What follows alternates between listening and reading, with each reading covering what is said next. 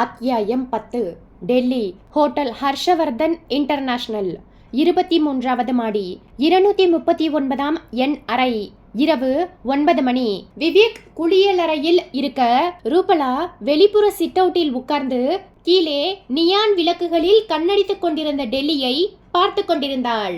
எல்லா ரோடுகளிலும் வாகனங்கள் ஹெட்லைட் வெளிச்சங்களோடு ஊர்ந்து கொண்டிருந்தன. தொலைவில் பாராளுமன்ற கட்டிடம் சோடியம் வேப்பர் விளக்குகளின் உபயத்தால் மஞ்சள் பூசி குளித்துக் கொண்டிருந்தது. மொத்த டெல்லியும் பனிப்புகையால் செல்லமாய் சூழப்பட்டிருந்தது. குளியலறை கதவு திறக்கப்பட்டு விவேக் நிவியா சோப் வாசனையோடு வெளிப்பட்டான். என்ன ரூபி, டெல்லியை சர்வே பண்ணிட்டு இருக்க போலிருக்கு. ஆமா, அடுத்த பார்லிமெண்ட் எலெக்ஷன்ல எந்த தொகுதியில் நிக்கலாம்னு பார்த்துட்டு இருக்கேன். ஏதாவது செலக்ட் பண்ணியா? எங்கே? நவ்ரோஜி பட் தொகுதி. குறிப்பா அந்த தொகுதியை மட்டும் ஏன் தேர்ந்தெடுத்த? எனக்கு ஓட்டு போடக்கூடியவங்க அந்த ஏரியாவில தான் இருக்காங்க. எப்படி அவ்வளவு கரெக்டா சொல்ற? பைத்தியக்கார ஆஸ்பத்திரி அந்த தொகுதியில் தானே இருக்கு.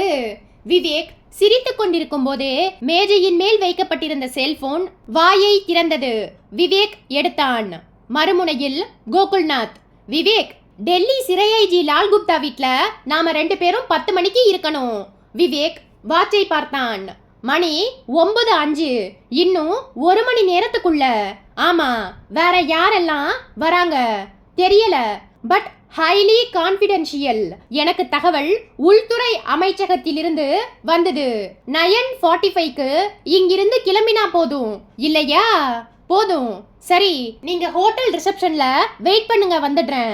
விவேக் செல்போனை அணைத்து விட்டு வார்ட்ரோபை திறந்து ட்ரெஸ்ஸை எடுக்க ரூபலா கேட்டாள். நானும் உங்க கூட வரலாமா? இது அபிஷியல் அண்ட் ஹைலி கான்பிடென்ஷியல். உனக்கு நோ என்ட்ரி போர்டு தான். ரூம்ல தனியா இருக்க எனக்கு போர் அடிக்குமே. அப்படின்னா ஒன்னு செய்யி. என்ன? டெல்லியில் இருக்கிற உன்னோட சொந்தக்காரங்க வீட்டுக்கு போயிடு. இங்க யாரு எனக்கு சொந்தக்காரங்க? நவ்ரோஜி பட் பைத்தியக்கார ஹாஸ்பிட்டல்ல இருக்கிறவங்க எல்லாருமே உன்னோட சொந்தக்காரங்க தானே? ரூபலா ரௌத்ரகாரமாய் எழுந்து நின்று விவேக்கை முறைக்க, விவேக் பக்கத்தில் வந்து அவளுடைய கன்னத்தை செல்லமாய் ஒரு தட்டு தட்டிவிட்டு சொன்னான். உன்னை என் கூட டெல்லிக்கு கூட்டிட்டு வந்தது வேலைக்கு சாப்பிட்டு தூங்குறதுக்கும் ரூம்ல உட்காந்து டிவி பார்க்கவும் இல்ல. உனக்காக இங்க ஒரு வேலை காத்துட்டு இருக்கு. ரூபலாவின் கண்களில் பரவசம். தலையை குனிந்து, கட்டளையிடுங்கள் என் பிராணநாதரே என்றால் நாடக பாணியில். டெல்லி உனக்கு மெட்ராஸ் மாதிரி பழக்கமான ஊர் தானே? ஆமா, கல்யாணமான நாளிலிருந்து எத்தனையோ தடவை டெல்லிக்கு கூட்டிட்டு வந்துட்டீங்க. டெல்லி மேப்பே எனக்கு மனப்பாடம் தான். அப்படின்னா ஒரு அட்ரஸ சொல்றேன், நோட் பண்ணிக்க. சொல்லுங்க. ஹம்சுதா, number 347, Jhansi Rani mark. Jhansi Rani மார்க்குங்கிறது cannot பிளேஸுக்கு பக்கத்துல இருக்கிறது தானே? அதே. சரி, யார் அந்த ஹம்சுதா? ஹம்சுதாங்கிறது ஒரு தனிப்பட்ட பெண்ணோட பேர் கிடையாது. பின்ன அது ஒரு மகளிர் அமைப்பு. இந்த அமைப்பை சேர்ந்த பெண்கள் தான் வர 17ஆம் தேதி பாலிகஞ்ச் ஜெயிலில் இருக்கிற கைதிகளுக்கு ராக்கி கயிறு கட்ட போறாங்க. இப்போ எனக்கு புரிஞ்சு போச்சு. என்ன? இந்த ஹம்சுதா அமைப்பை சேர்ந்தவங்க மேல உங்களுக்கு ஒரு சந்தேகம். ஜெயில்ல நடக்க போற விபரீதத்துக்கு ஒருவேளை அவங்க கூட காரணகர்த்தாவா இருக்கலாமோன்னு நினைக்கிறீங்க. ரூபி, உண்மையா சொல்றேன், உனக்கு கற்பூர புத்தி. வர வர நீ தேறிட்ட. மூளையை அடிக்கடி இப்படி தூசி தட்டி வைக்கணும்னு உனக்கு எப்ப இருந்து தோணிச்சு? கால வர்ற இந்த வேலை தானே வேண்டாம்ங்கிறது. ஓகே, விஷயத்துக்கு வரேன், நல்லா கேட்டுக்கோ. இந்த ஹம்சுதா மகளிர் அமைப்பு இயங்குகிற கட்டடத்துக்கு நேரா ஒரு ரெஸ்டாரண்ட் இருக்கு. அங்கே போய் ரோட்டை பார்த்த மாதிரி உட்காந்து ஏதாவது சாப்பிட்டுக்கிட்டே அந்த கட்டிடத்தை வாட்ச் பண்ணணும். எத்தனை மணி வரைக்கும்? 11 மணி வரைக்கும். அங்க கார்ல யாராவது வந்தாங்கன்னா கார் நம்பரை நோட் பண்ணிக்கணும். எத்தனை பெண்கள் உள்ள போறாங்க வராங்கங்கிறதை கவனிக்கணும். ரொம்ப சுலபமான வேலையா இருக்கே. இந்த வேலையை பார்க்க ஒரு கான்ஸ்டபிள் போதுமே. இது மாதிரியான காரியங்களுக்கு போலீஸ் போக கூடாது ரூபி. சரி, எப்ப கிளம்பணும்? அந்த பஞ்சாங்கத்தை எடுத்துட்டு வா. ராகுகாலம், யமகண்டம், குளிகை எல்லாம் பார்த்து நான் உனக்கு சொல்றேன். அதுக்கப்புறமா ஒரு நல்ல பட்டு புடவையா பார்த்து கட்டிக்கிட்டு தேங்காய், பழம், தட்டை எடுத்துக்கிட்டு நீ கிளம்பு.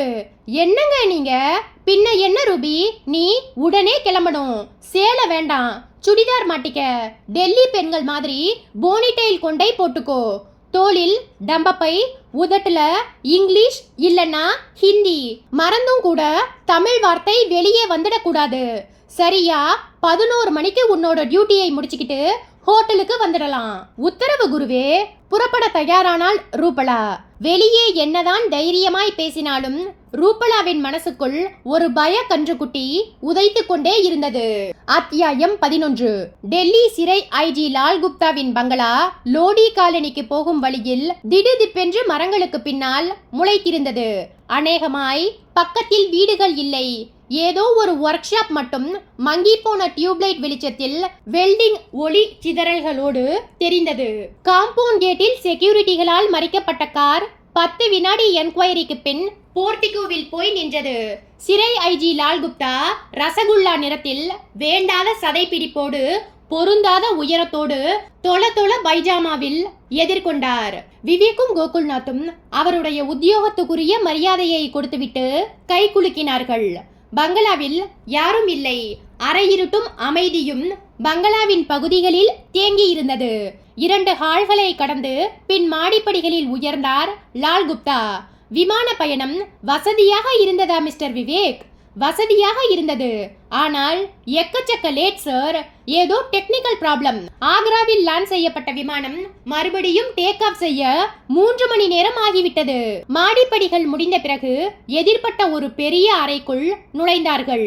Take your seats mister Vivek and mister Gokulnath. L வடிவ சோபாக்களில் 3 பேரும் உட்கார்ந்தார்கள். கண்ணாடி டீப்பாயின் மேல் ஃபார் ஹை அபிஷியல்ஸ் ஒன்லி என்று எழுதப்பட்ட ஃபைல்கள் 2 சிவப்பு நாடாக்களோடு தெரிந்தன. லால் குப்தா சிகரெட் பைப்பை எடுத்து அதில் புகையிலையை அடைத்து கொண்டே சொன்னார்.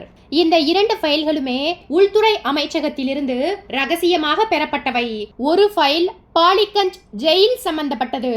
அந்த ஜெயிலில் அடைக்கப்பட்டுள்ள பயங்கரவாதிகள் யார் யார், அவர்களுடைய பின்னணி என்ன என்பதை பற்றி சொல்கிற ஃபைல் இது. அடுத்த ஃபைல் வருகிற 17ஆம் தேதி ஜெயிலை பார்வையிட வருகின்ற மனித உரிமை கமிஷனை சேர்ந்த வெளிநாட்டு உறுப்பினர்கள் சம்பந்தப்பட்ட ஃபைல். இந்த 2 ஃபைல்களையும் நான் ஒப்பிட்டு பார்த்து விட்டேன். என் மனதுக்கு எதுவும் நிரடலாக படவில்லை. நீங்களும் ஃபைல்களை படித்து பாருங்கள். லால் குப்தா சிகரெட் பைப்புக்கு தீ வைத்துக் கொண்டார். விவேக் முதலில் மனித உரிமை கமிஷன் சம்பந்தப்பட்ட ஃபைலை எடுத்தான், பிரித்தான், பக்கங்களை மெல்ல புரட்ட ஆரம்பித்தான். ஐரோப்பிய நாடுகளை சேர்ந்த மொத்தம் 15 பேர் அந்த குழுவில் இடம் பிடித்திருந்தார்கள். ஹட்லே, நார்மன், ஆர்ச்சர், எட்வர்ட் ஹோம்ஸ் என்று வரிசையாய் பெயர்கள், போட்டோக்கள். 15 பேர்களில் பாதி பேர் வழுக்கை தலைகளோடு 50 வயதுக்கு மேற்பட்டவர்கள். மீதி பேர் நடுத்தர வயதுக்காரர்கள். எல்லாருமே மனித உரிமை கமிஷனில் நீண்ட காலத்திய அங்கத்தினர்கள். விவேக் அந்த ஃபைலை வைத்துவிட்டு அடுத்த ஃபைலை எடுத்தான். பாலிகஞ்ச் ஜெயில் ஃபைல் பக்கங்களை விரல்கள் புரட்ட கண்கள் வாசகங்களை படித்து அவைகளை மூளைக்கு அனுப்பின. மொத்த கைதிகள் 2110 பேர். ஆயுள் தண்டனை பெற்றவர்கள் 502 பேர். 10 ஆண்டு சிறை 613 பேர். 5 ஆண்டு சிறை 732 பேர். இளம் கைதிகள் 263 பேர். அடுத்த பக்கங்களில் மேலும் சில விவரங்கள் கிடைத்தன. பயங்கரவாதம் மற்றும் தீவிரவாத கைதிகள் 4 பேர் தனி செல்களில் அடைக்கப்பட்டுள்ளார்கள். 24 மணி நேரமும் டார்க் செல்களில் அடைக்கப்பட்டு கிடக்கும் இவர்களுக்கு எந்த கருணையும் காட்டப்படுவது இல்லை. அவர்களின் பெயர்கள் நயன் டோகோ, தேஷ்பால், ரணதீர், இஷாக் அலி. பெயர்களுக்கு நேரே போஸ்ட்கார்ட் சைஸ் போட்டோக்கள் தெரிந்தன. ஒவ்வொருத்தன் முகத்திலும் 1000 டன் வெறி, குரூரம், எதிராளியின் உடம்பை கிழிக்கிற மாதிரியான பார்வை. விவேக் ஃபைலின் எல்லா பக்கங்களையும் புரட்டி பார்த்துவிட்டு லால் குப்தாவிடம் நிமிர்ந்தான். சார், இந்த 4 பயங்கரவாத கைதிகளை நீங்கள் நேரில் பார்த்திருக்கிறீர்களா? பார்த்திருக்கிறேன். எப்போது பார்த்தீர்கள்? 6 மாதங்களுக்கு முன்னால். அப்போதும் அவர்கள் டார்க் செல் எனப்படும் இருட்டு அறைகளில்தான் அடைக்கப்பட்டிருந்தார்களா? இல்லை. எப்போதிருந்து அந்த இருட்டறை சிறைவாசம்? கடந்த 3 மாத காலமாய். ஏன்?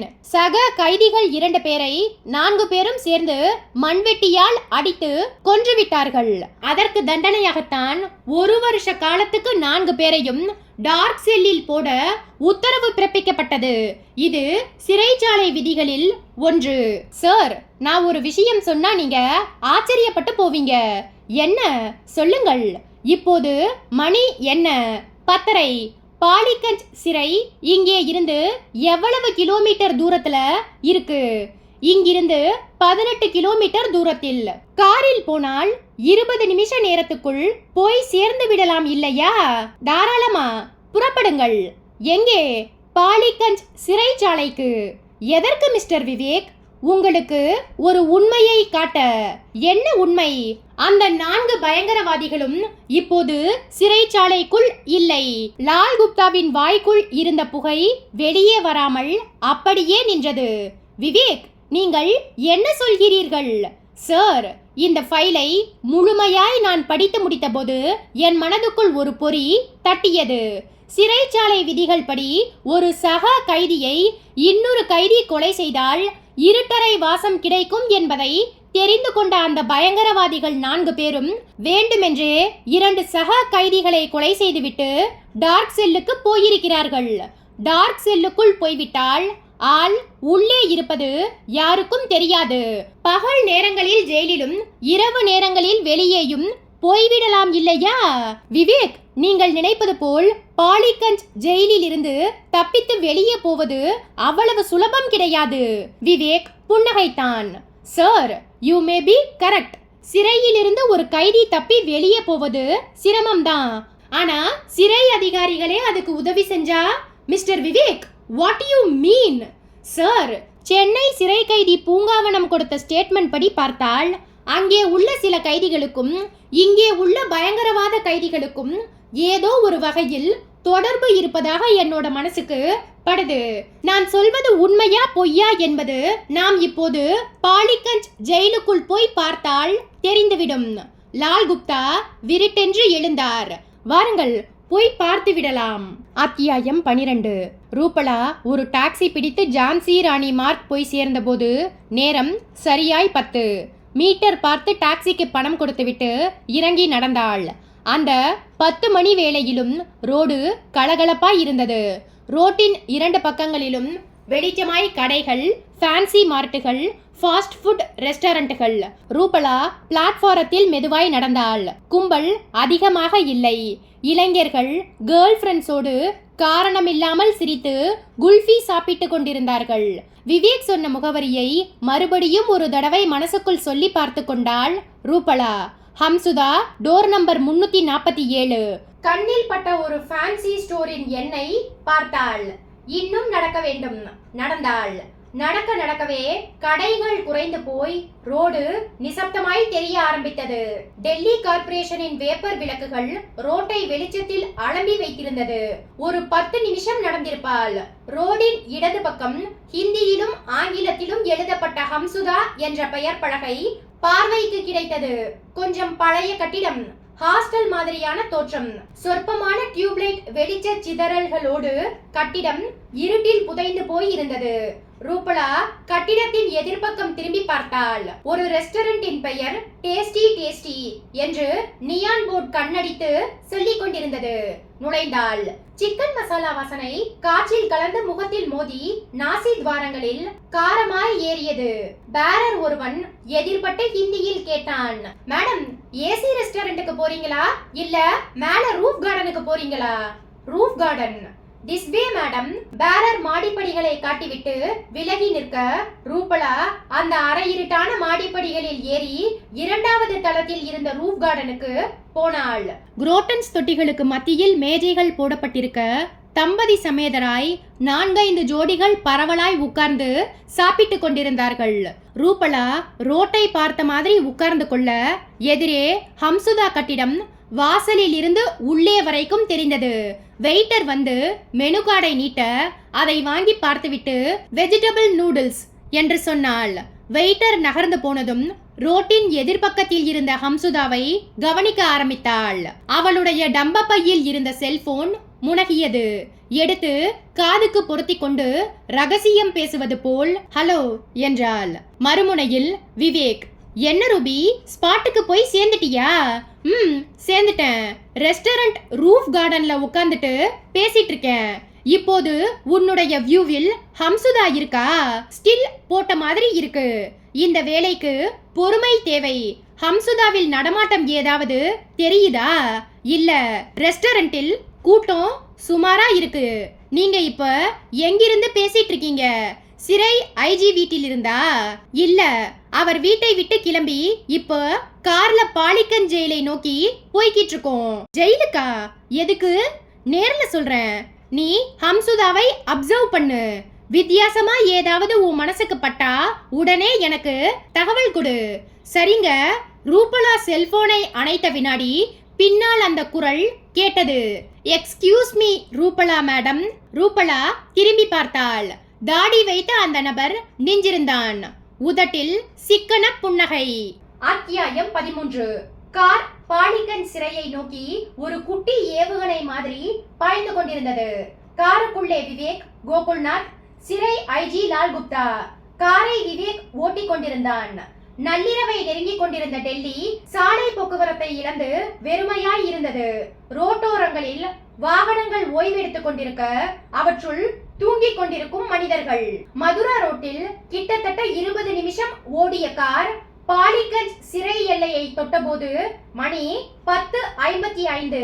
சிறையின் முகப்பை பார்த்ததும் பிரமித்தான் விவேக். ஏதோ ராஜா ராணி கதைகளில் வரும் கோட்டையை போல் இருந்தது.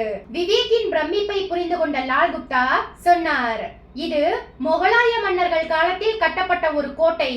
கோட்டை பாதுகாப்பாக இருந்ததால் அரசாங்கம் இதை ஒரு சிறைச்சாலையாக மாற்றிவிட்டது. காரை செக்யூரிட்டிகள் மறிக்க லால் குப்தா காரின் ஜன்னல் வழியே முகத்தை காட்டி கையசைத்தார். செக்யூரிட்டிகள் பெரிதாக திகைத்து சல்யூட் அடித்தபடி பின்னுக்கு ஓடி அந்த கனமான கதவை திறந்து விட்டனர். கார் சிறைச்சாலைக்குள் பரவி இருந்த இருட்டை துடைத்துக் கொண்டு விரைந்து டியூப்லைட் வெளிச்சத்தோடு தெரிந்த சிறை அலுவலகம் முன்பு போய் நின்றது. ஜெயிலரும் வார்டனும் ஓடி வந்தார்கள். லால் குப்தாவை பார்த்ததும் சர்வாங்கமும் அதிர்ந்து போய் சல்யூட் அடிக்கவும் தோன்றாமல் நிற்க லால் குப்தா கேட்டார் ஹிந்தியில், சூப்பிரண்ட் எங்கே? உள்ளே இருக்காரு சார், வர சொல்லு. வார்டன் அலுவலகத்துக்குள்ளே ஓடி அடுத்த நிமிஷம் ஜெயில் சூப்பரண்ட் குரோஷியோடு வந்தார். 50 வயதான குரோஷி இறுகிய முகத்தோடு லால் குப்தா முன்பாய் வந்து நின்று சல்யூட் வைத்தார். லால் குப்தா அவரை ஏற இறங்க பார்த்துவிட்டு கேட்டார், பயங்கரவாதிகள் 4 பேரும் டார்க் செல்களில் தானே அடைக்கப்பட்டிருக்கிறார்கள்? ஆமாம் சார், அவர்களை நான் பார்க்க வேண்டும். செல் சாவியை எடுத்துக்கொண்டு பின்னால் வாருங்கள். சார், என்ன இந்த நேரத்தில் எதற்காக? நீங்கள் என்னை கேள்வி கேட்கிறீர்களா? சாரி சார், செல் சாவியை எடுத்துக்கொண்டு என்னோடு வாருங்கள். லால் குப்தா நடக்க ஆரம்பித்துவிட வேறு வழியில்லாமல் குரோசி சாவியை எடுத்துக்கொண்டு பின்தொடர்ந்தார். சிறைச்சாலையின் பிரதான கட்டிடத்தை கடந்து குற்றுச்செடிகள் முளைத்த ஒற்றையடி பாதையில் நடந்து டார்க் செல் எனப்படும் அறையை தொட்டார்கள். லால் குப்தா ஜெயிலரின் கையில் இருந்த டார்ச்சை வாங்கி இருட்டு செல்லுக்குள் வெளிச்சத்தை அனுப்பி பார்த்தார். செல்கள் வெறுமையாய் இருந்தன. பூட்டு வெளியே பூட்டப்பட்ட மாதிரியே இருந்தது. லால் குப்தா கண்கள் சிவக்க தொண்டை நான் தெறிக்க கத்தினார், குரோஷி என்ன இது? குரோஷி பதில் சொல்லாமல் சட்டென்று பின்வாங்கி இடுப்பின் மறைவில் இருந்த ரிவால்வரை வெளியே எடுத்து நெற்றியில் பதித்துக் கொண்டார். சாரி சார், இது மாதிரியான ஒரு நிலைமை என்றைக்காவது ஒரு நாள் வரும் என்று எனக்கு தெரியும். நான் செய்த குற்றத்துக்கு என்னை நானே தண்டித்துக் கொள்கிறேன். எல்லாரும் திகைத்துக் கொண்டிருக்கும் போதே டுமீல் ரிவால்வரின் ட்ரிகர் இழுபட குரோஷியின் உடம்பு அதிர்ந்தது. தலையினின்றும் பீரிட்ட ரத்தம் தெரித்து வெதுவெதுப்பான துளிகளாய் மற்றவர்களின் மேல் விழுந்தது. துப்பாக்கி எகிரி விழ குரோஷி வெட்டிய மரமாய் முன்பக்கமாய் சரிந்தார். அத்தியாயம் 14. அடுத்த 1 மணி நேரத்திற்குள் பாலிகஞ்ச் சிறை பதட்டத்துக்குள் விழ காவல்துறையின் உயர் அதிகாரிகள் கார்களிலும் ஜீப்களிலும் வர ஆரம்பித்தார்கள். ஜெயிலரும் வார்டனும் விவேக் லால்குப்தா பிடியில் மாட்டிக்கொண்டு உண்மைகளை சொல்ல ஆரம்பித்தார்கள். இந்த அநியாயம் கடந்த 3 மாச காலமாவே நடந்துட்டு இருக்கு சார். பயங்கரவாத கைதிகள் 4 பேரும் தினசரி ராத்திரி 9 மணியானா போதும் சிறைக்கு வெளியே போய் ராத்திரி பூராவும் தங்கிட்டு விடிகாலை 3 மணிக்கெல்லாம் வந்துடுவாங்க. தப்பிச்சு போக வழி எங்க இருக்கு? அது டார்க் செல்லுக்கு பின்னால புதர் மண்டிய இடத்துல ஒரு ஆள் உள்ள இறங்கக்கூடிய அளவுக்கு சுரங்கப்பாதை இருக்கு சார். அது அந்த கால முகலாய மன்னர்களால உருவாக்கப்பட்டது. ஜெயில் சூப்பரண்ட் அந்த 4 பயங்கரவாதிகளுக்கும் எல்லா உதவியும் பண்ணி கொடுத்தாரு சார். அவங்க கிட்ட செல்போனும் இருந்தது சார். லால்குப்தா கேட்டார். அந்த 4 பேரும் தினமும் வெளியே எதுக்காக போனாங்க? அது எங்களுக்கு தெரியாது சார். அவங்கள பத்தின எல்லா நடவடிக்கைகளும் ஜெயில் சூப்பரண்டுக்கு தான் தெரியும். உயிரோட இருந்தா உண்மையை சொல்ல வேண்டி வரும்னு அவர்தான் தற்கொலை பண்ணிக்கிட்டாரே. அந்த 4 பேரை பத்தி இனி நீங்க 2 பேரு தான் சொல்லணும். ஜெயிலரும் வார்டனும் அப்படியே மண்டி போட்டு கீழே உட்கார்ந்தார்கள். சார், சத்தியமா எங்களுக்கு எதுவும் தெரியாது சார். ஜெயில் சூப்பரண்ட் அப்பப்ப கொடுக்கிற பணத்துக்கு ஆசைப்பட்டு இந்த விஷயத்தை வெளியே சொல்லாம இருந்துட்டோம். இந்த விஷயம் ஜெயில்ல வேற யாருக்கெல்லாம் தெரியும்? வேற யாருக்கும் தெரியாது சார். இருவரும் கை கூப்பி கண்ணீர் வழிய சொல்லிக் கொண்டிருக்கும் போதே விவேக்கின் பாக்கெட்டில் இருந்த செல்போன் மியூசிக்கலாய் கூப்பிட்டது. விவேக் செல்போனை எடுத்து அதன் டிஸ்பிளேயில் மறுமுனையில் கூப்பிடுகிறவரின் எண்ணை பார்த்தான். ரூபலாவின் செல்போன் எண்கள் தெரிந்தன. விவேக் ஆர்வமாய் பேச ஆரம்பித்தான். என்ன ரூபி? மறுமுனையில் செங்கலை தேய்த்த சைஸில் ஒரு குரல் கேட்டது. சாரி மிஸ்டர் விவேக், உங்களுடைய ரூபலா இப்போது பேச முடியாத நிலைமையில் இருக்கிறாள். அதாவது எங்களின் கஸ்டடியில் பத்திரமாக இருக்கிறாள். இனிமேல் அவள் பத்திரமாக இருப்பதும் இல்லாமல் போவதும் உங்கள் கைகளில் இருக்கிறது. ஏய், நீ என்ன சொல்ற? இப்போது வேறு குரல் பேசியது. குரலில் மரியாதை இல்லை. உன் மனைவி மட்டும் இப்போது ஆபத்தில் இல்லை. ஹம்சுதா மகளிர் அமைப்பை சேர்ந்த 107 பெண்களும் இப்போது எங்கள் கைகளில் ஹாஸ்டலுக்குள்ளேயே இப்போது சிறைவாசம் வைக்கப்பட்டிருக்கிறார்கள். எதற்காக இந்த அடாவடித்தனம்? இது அடாவடித்தனம் கிடையாது, அத்தியாவசியம். ரக்ஷபந்தன் தினத்தன்று ஜெயிலுக்குள்ளேயே இந்த வைபவத்தை நடத்த நினைச்சிட்டு இருந்தோம். மனித உரிமை கமிஷன் தலைவர்களையும் ராக்கி கயிறு கட்ட வரும் பெண்களையும் பணயமா வச்சுக்கிட்டு எங்களுக்கு தேவையான சில காரியங்களை சாதிச்சுக்க நினைச்சோம். நீ காட்டிய புத்திசாலித்தனத்தால இப்ப அத வெளியே நடத்த வேண்டியதாயிடுச்சு. உங்களுடைய டிமாண்ட்ஸ் என்ன? அதை செல்போனில் பகிரங்கமாக சொல்ல முடியாது. நீ மட்டும் தனியா ஜான்சி ராணி மார்க்கில் உள்ள ஹம்சுதா மகளிர் அமைப்பு ஹாஸ்டலுக்கு வா. ஃபேன் போட்டுக்கிட்டு சவகாசமா பேசலாம். நீ வர லேட்டானா இங்க குழுக்கள் முறையில ஒவ்வொரு பொண்ணா வேண்டாம். பரவாயில்லையே, உனக்கு புரிஞ்சிருச்சு, உடனே வா. மறுமுனையில் செல்போன் அணைந்தது. அத்தியாயம் 15. அடுத்த 1 மணி நேரத்திற்குள் ஜான்சி ராணி மார்க்கில் இருந்த ஹம்சுதா மகளிர் ஹாஸ்டல் அதிரடி படை போலீசாரால் சூழப்பட்டது. சிவப்பு விளக்கு சுழலும் கார்களிலும் ஜீப்களிலும் உயர் அதிகாரிகள் தெரிந்தார்கள். ஹாஸ்டல் இருட்டுக்குள் புதைந்து கனமான நிசப்தத்தோடு இருந்தது.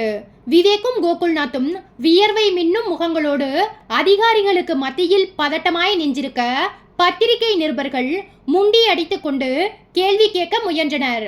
விவேக் தன் செல்போன் கணைப்பதற்காக காத்திருந்தான். 15 நிமிஷம் கழித்து அது உயிர் பிடித்து கத்தியது. அவசரமாய் காதுக்கு கொடுத்தான். குரல் சிரித்தது. டெல்லி போலீஸ் மொத்தமும் வந்துவிட்டது என்று நினைக்கிறேன். ஆரம்பத்திலேயே ஒரு விஷயத்தை சொல்லி விடுகிறேன் விவேக். நீ ஒருத்த மட்டும்தான் ஹாஸ்டலுக்குள்ள வரணும். வேற யார் உள்ள வந்தாலும் சரி. அடுத்த வினாடியே 40 kg RDX டைனமைட் இந்த ஹாஸ்டல் கட்டடத்தை பீஸாக்கும். நாங்க 4 பேரும் சாகிறத பத்தி எங்களுக்கு கவலையே கிடையாது. ஹாஸ்டலுக்குள்ள இப்ப உன் அழகான புத்திசாலியான மனைவியையும் சேர்த்து 108 பேர் இருக்காங்க. இத்தனை பெண்களும் ஒட்டு மொத்தமா ரத்தமும் சதையுமா, கை வேறு கால் வேறு உடல் வேறு என்று சிதறினால் எப்படி இருக்கும்? விவேக் கோபமாய் குரலை உயர்த்தினான். உன்னுடைய கோரிக்கைகள் என்ன என்பதை முதலில் சொல்லு.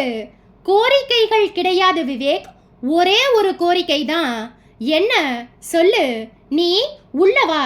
உள்ள வரும்போது உன்கிட்ட எந்த ஒரு ஆயுதமும் இருக்கக்கூடாது.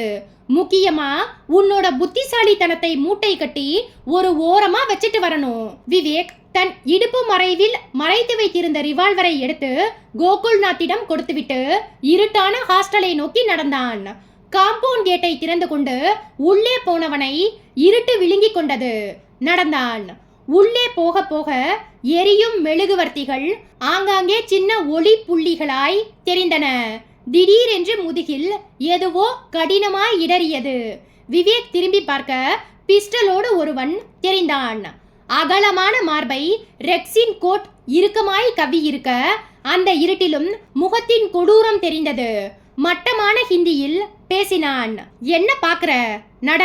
விவேக்கின் மனசுக்குள் அதுவரைக்கும் எட்டி பார்க்காத ஒரு பயம் மெதுவாய் தலை தூக்கியது.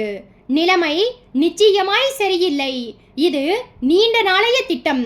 இவர்கள் வைக்க போகிற கோரிக்கை என்னவாக இருக்கும்? விவேக் யோசித்துக் கொண்டே நடந்தான். வராந்தா முடிந்து திரும்ப முயன்றபோது பிஸ்டல் முதுகில் பலமாய் அழுத்தியது. நில்லு. விவேக் நின்றான்.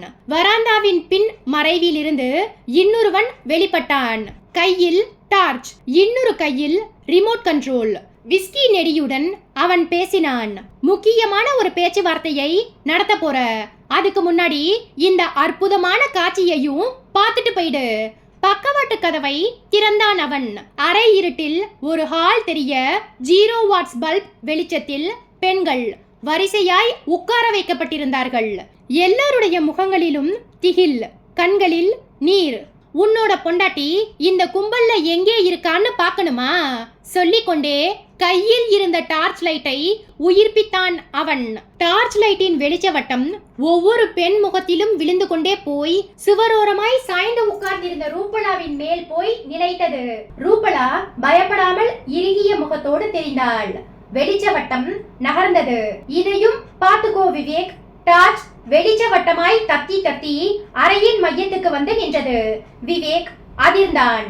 Powerful plutonium coating RDX dynamite ஒன்று 2 அடி நீளமும் 1 அடி அகலமும் கொண்ட செவ்வக சைஸில் உட்கார்ந்திருந்தது. விவேக்கின் முதுகுக்கு பின்னால் குரல் சிரித்தது. விவேக், இந்த டைனமைட் என்ன ஜாதின்னு உனக்கே தெரியும். Plutonium coating 40 kg RDX. வெடிச்சா 1/2 கிலோமீட்டர் சுத்தளவுக்கு குப்பமேடா மாறிடும். என்னோட கட்ட விரல் ரிமோட் கண்ட்ரோல்ல பட்டா மட்டும் போதும். விவேக் உறைந்த பார்வையோடு நின்றிருக்க அவனுடைய தோள் தட்டப்பட்டது.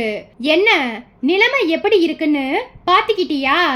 உள்ள போய் தலைவர்கிட்ட ஒழுங்கா பேச்சுவார்த்தை நடத்து.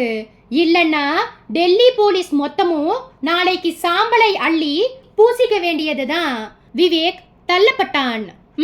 நட. விலா எலும்புகளில் பிஸ்டல் நிரடி கொண்டே வந்தது.